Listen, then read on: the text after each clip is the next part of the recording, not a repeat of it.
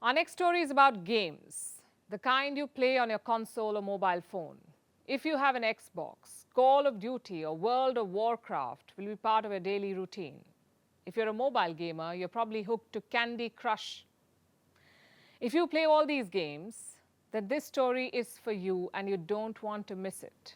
Because the future of your favorite games is being decided as we speak. Call of Duty, World of Warcraft, Candy Crush, these are some of the most popular games in the world. They're also made by the same company. It's called Activision Blizzard. This is an American video game company and it's being sold. To whom? Microsoft, a tech giant, also the maker of Xbox.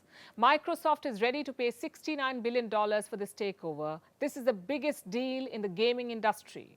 Experts are calling it a marriage made in heaven. Activision makes some of the most popular games in the world and Microsoft builds Xbox.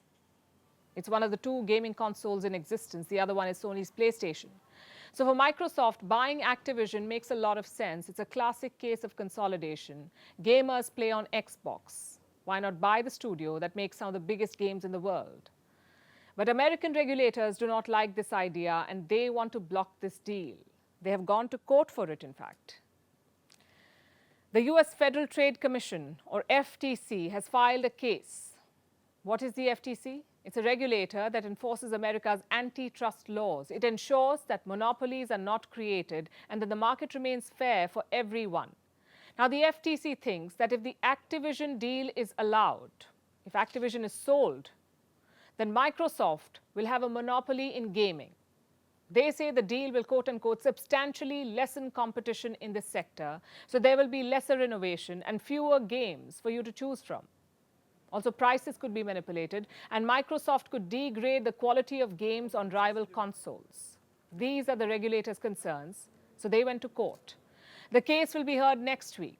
This will be in a court in San Francisco, but this is not the only roadblock for Microsoft. Regulators across the world are divided about this deal. Those in the UK, in fact, are also against it. They moved before the American regulators. The UK blocked this buyout back in April. Microsoft has appealed against that decision too. The company's president slammed British regulators. His name is Bard Smith. This is what he said, and I'm quoting, "This decision, I have to say, is probably the darkest day in our 4 decades in Britain." But this scrutiny is not unexpected. Earlier, the European Union also opposed this takeover, but Microsoft was able to persuade Brussels to change its mind. The company made some promises. They promised to offer free licensing deals to all key gaming platforms, and this would allow other platforms, apart from Xbox, to also carry games made by Activision. So players will still have a choice. They won't be forced to buy an Xbox to play a certain game. That's what Microsoft promised. The Europeans relented, but others are still opposed to the acquisition. The legal battles could drag on for weeks, and without approvals, the takeover cannot happen. Regulators in the US and the UK need to sign off. But Microsoft is not without support. Regulators in nearly 40 countries have given a green signal to this deal. This includes major markets like China and Japan, but convincing Western watchdogs will be much harder. So will Microsoft be able to win this game? The outcome will impact gamers across the world.